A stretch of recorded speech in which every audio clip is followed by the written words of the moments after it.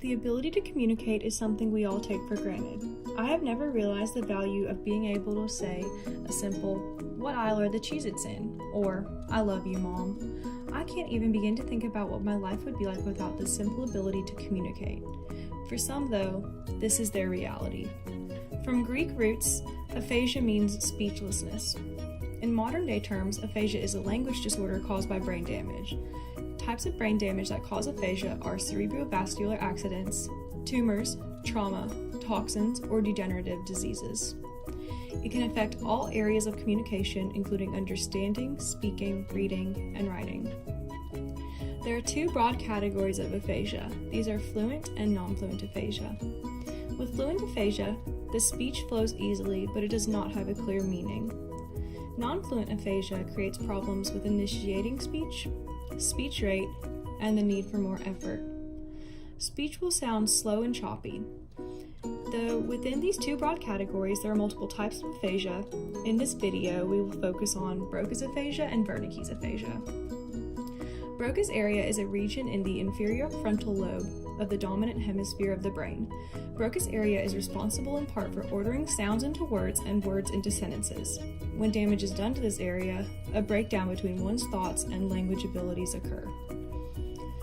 This means that the patient typically knows what they want to say, but they cannot produce the words. This affects the normal rate of speech, making it sound slow and choppy. Typically, individuals affected will lose ability to create normal grammatical structure. They leave out a lot of linking words, prepositions, and conjunctions. For example, instead of saying, "I love to put on my favorite shirt," a patient with Broca's aphasia might say, "I put shirt." It is also difficult for them to repeat statements. Though a person with Broca's aphasia may understand speech well, the caregiver should still use simple sentences. For example, it is better to use a sentence with structure like, "The mom gave her daughter a pet dog," instead of "the pet dog was given to the daughter by the mother." Caregivers should also communicate through asking yes or no questions, paraphrasing, using gestures, and establishing the topic at the beginning of the conversation. Besides having to simplify and consider speech when talking to someone with Broca's aphasia, the caregiver might also be affected emotionally, as this is a big change in their lives too. I have a friend whose sister got in a car accident and was diagnosed with Broca's aphasia. This was a huge lifestyle change for my friend, as she had to learn how to be patient with her sister. Their conversations changed, and my friend felt that her relationship changed with her sister. Treatments are tailored to each individual patient's needs based on severity, age, support system, and physical health. It is very important to keep therapy functional, meaning making it seem as realistic as possible. Often with Broca's aphasia, patients start out with a form of augmentative and alternative communication. This can be as simple as writing on a whiteboard for a short amount of time to using an aided AAC device for long-term care. A therapy technique often used with Broca's aphasia is melodic intonation therapy. This is a combination of in-tone singing with hand tapping to facilitate engagement of the hemisphere that the damage was caused to. Other treatments include cueing, compensatory strategies, and reading stories and articles out loud.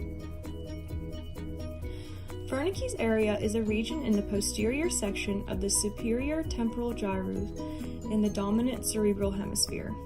Wernicke's area is very important in comprehension of speech. When damage is done to this area, an individual will have difficulty understanding language. The patient will commonly have fluent speech with a normal rate of intonation and follow grammatical rules, but the content of their speech does not make much sense. These patients commonly have paraphasic errors that come in two forms. The first type is semantic paraphasia, which is when one word is substituted for another.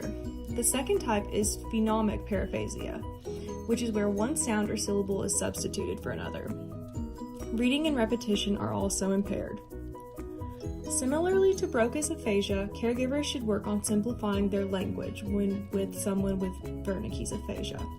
It is extremely helpful for caregivers to repeat or write down content and key words to help the patient get the big idea.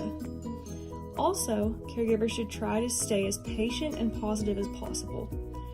People with Wernicke's aphasia can get extremely discouraged if they do not have a good support system.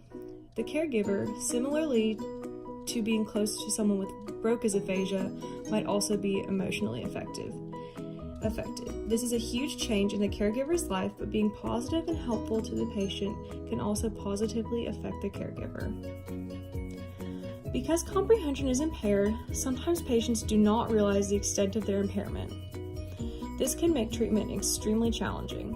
Group therapy treatment can be very helpful because it not only lets patients with aphasia meet others with aphasia, but it also lets them practice communication skills in a functional environment. Also, it helps the speech-language pathologist to connect therapy to the patient's personal interest.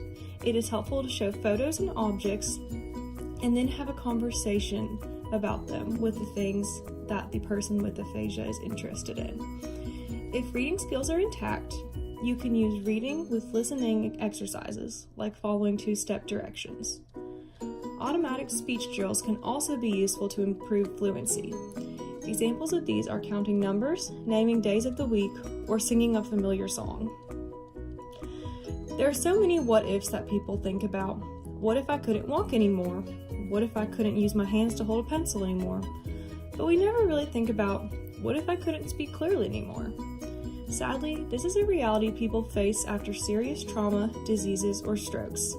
Aphasia affects so many aspects of people's lives and the lives of those that they are close to. Luckily, there is speech therapy treatment to help these individuals regain proper speech. For some, this can be fixed in a few months. For others, though, it might take years. I know that from now on, I will always be grateful for my ability to communicate and will be patient with those who face impairments from aphasia.